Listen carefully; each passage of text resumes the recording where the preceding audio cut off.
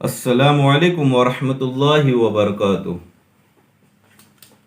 محترم ناظرین، آئیے ہم آج ہماری سبق شروع کرتے ہیں، مشق کرتے ہیں۔ بسم اللہ الرحمن الرحیم۔ دال یا زیر دی، نون یا زیر نی، دی نی۔ جس طریقے سے میں نے اس سے قبل کے سبق میں آپ کو بتایا تھا کہ یہ حروف مدہ ہوتا ہے، الف یا واو، تو اس کو تھوڑا کھینچا جاتا ہے، جیسے کہ میں نے یہاں پہ دینی، فا یا زیر فی، ہا زیر ہی، فی ہی،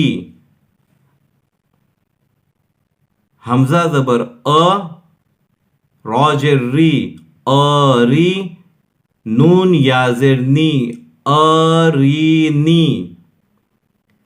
کاف زیر کی، تا الف زبر تا، کیتا،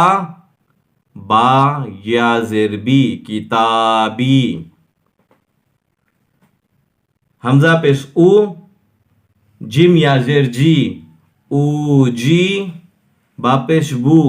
او جی بو، یا پیش یو، واو الف زبر وا، یو وا، را یا زیر ری، یو واری، میم زبر ما، فا الف زبر فا، ما فا، تا یا زیر تی، مفاتی، ہا پیش ہو، مفاتیحو، را الف زبر را،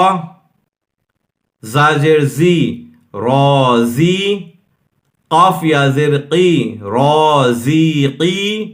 نون زبر ن، رازیقین، عین زیر عی، با الف زبر با، عیبا، دال یا زیر دی، عبادی، عین زبر ع، زال الف زبر زا، عذا، با یا زیر بی، عذابی، تا زبر تا، میم الف زبر ما، تما، سا یا زیر سی، تماسی، لام پیش لو، تماثیلو، میم زبر ما، قاف الف زبر قا، مقا، دال یا زیر دی، مقادی، را پیش رو، مقادیرو، حمزہ زبر خا یا زیر خی، اخی، ہا زیر ہی، اخیہی، با زبر با، نون یا زیر نی، بنی، ہا زیر ہی، بنیہی۔ محترم ناظرین، یہ ہماری مشق بھی ہو گئی، لیکن یہاں پر میں نے ابھی جو یہاں پہ حمزہ پڑھا ہے، کچھ لوگوں کے دماغ میں یہ بات آ رہی ہوں گی کہ شکل تو الف کی ہے لیکن حمزہ کیوں پڑھ رہے ہیں؟ کیونکہ میں نے اس سے تختی نمبر 4 جب شروع کیا تھا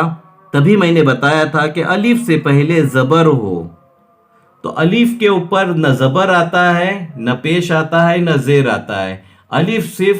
ادائیگی کے لیے ہی استعمال کیا جاتا ہے، جس پہ زیر زبر پیش آئے اس کو الف نہیں بلکہ حمزہ پڑھا جاتا ہے۔